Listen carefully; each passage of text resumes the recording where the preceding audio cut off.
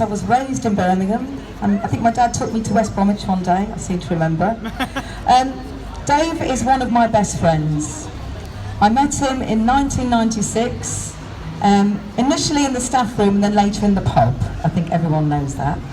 But that was a real inspiring time for me. I just started teaching at Croydon College. We were then in what was called NAPFI, the precursor to the UCU. We were 26 years of age. We were learning how to teach. And I'd have to say I had the pleasure of working with Dave as a maths teacher.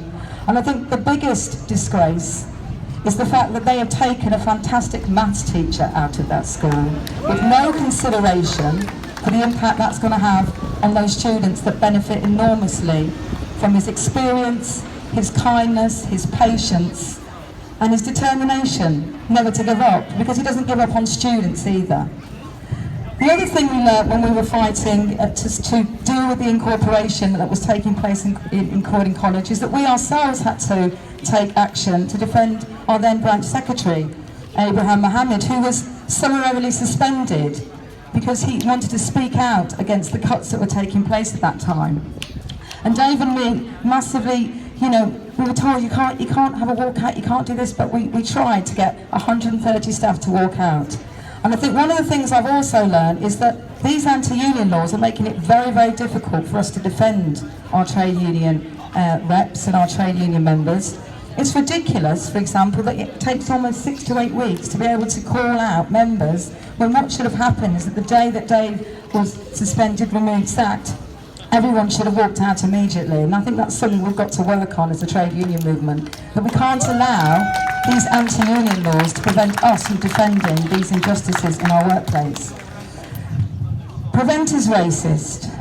But as a teacher working at the John Roan School currently fighting academisation, it's also incredibly divisive. Because, as people have already said, they want us to be the spies, the police officers, the Secret Service in our school, monitoring our children.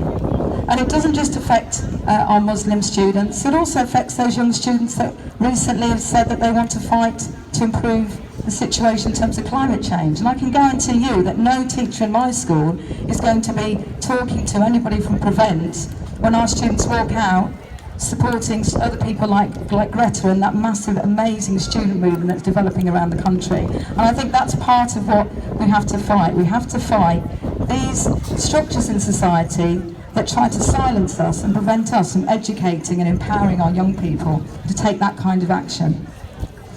The final thing I want to say, though, is I think that the culture that's developing, not just in colleges, which has been going on for a long time since you've been run by these businesses, these CEOs, happy to take huge salaries while cuts are going on, is that we're now seeing that culture spread into our schooling system.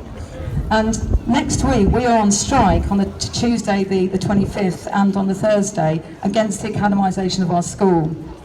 But one thing I have noticed, day 15 and day 16, one thing that I have noticed is the way that these academy change operate, is they kind of think that these schools are their fiefdoms. United Learning Trusts that are attending to take us over have 63 schools up and down the country. And we've been told by John Coles, the CEO, recently knighted, that he doesn't think teachers have the right to strike, and I assume he doesn't think that students have the right to strike either.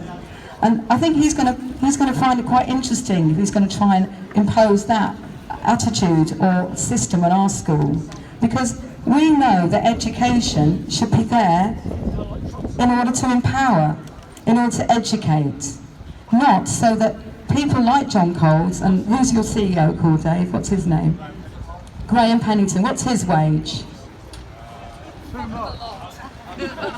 100 odd grand while we're cutting courses, while we're forcing teachers and lecturers on temporary contracts. It's got to stop. It is immoral, it is injustice. And I think Dave's stand is not just about standing up for his rights as a trade unionist, for his rights as a teacher, also his rights to expose, prevent. It's also about saying we want every single one of our public services back. We want it returned to local democratic control, and we don't want our colleges, our schools, our nurseries run by private profiteers who put their excessive salaries before the interests of our community. So with you 100%, Dave, we're going to win this. I know we will.